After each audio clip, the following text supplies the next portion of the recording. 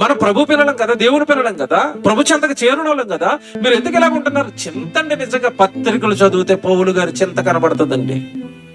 సంఘములన్నిటిని గూర్చిన చింతయు కలదు, ఈ భారము దినదినము నాకు, చూసారా, ఈ భారము దినదినము నాకు. ఏ భారం? సువార్త భారం. ఇంకా సంఘాలు కట్టాలి, ఇంకా కొత్త ప్రాంతాలకు వెళ్ళాలి, ఇంకా కొత్త కొత్త సంగతులు వాళ్ళకి చెప్పాలి. నిజమండి, నిజమండి. మళ్ళీ చెప్తున్నాను, ఈ బైబుల్ కంప్లీట్ గా అర్థమైపోయిన వాళ్ళకండి ఏదో మేము చేసేసాం ఇక చాలు అన్న అలసట రాదండి. నిజం చెప్తున్నాను, అలసట రాదు.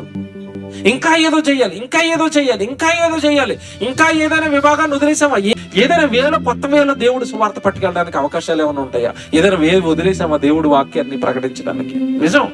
కొత్త కొత్త ఆలోచనలతో సంఘం ఏమంటే ఒక పక్క ప్రసంగాలు చేస్తూ, పక్క సంఘాన్ని నడిపిస్తూ, పక్క సెమినార్లు చేస్తూ, పక్క ఇలాంటి బైబిల్ సెమినార్లు పెడుతూ, మరో పక్క సినిమాలు తీసాం మేము. మా ఛానల్ ఉంటుంది వర్డ్ ఆఫ్ జీసస్ క్రైస్ట్ అని కొట్టండి, అందులో 2 మూవీస్ ఉంటాయి. సకల శాస్త్రాలను అధిగమించిన బైబిల్, దానికి ఈయన మ్యూజిక్ చేసాడు, మళ్ళీ అదిరిపోద్ది చూడండి. పాటలు, షార్ట్ ఫిల్మ్స్, ప్రసంగాలు, ఆరాధనలు, సెమినార్లు, సభలు, బయట బహిరంగంగా గాస్పెల్ మీటింగ్స్. ఎందుకు ఇవన్నీ చేయాలి అంటే పౌలు గారు చెప్పిన మాట మాకు, మా సంఘానికి అర్థమైంది. ఏంటి?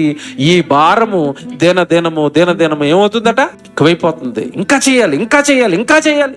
కారణం ఏంటంటే ఈ పని చేయడానికి దేవుడు మనకి జన్మ ఇచ్చాడు. ఇది బాధ్యత.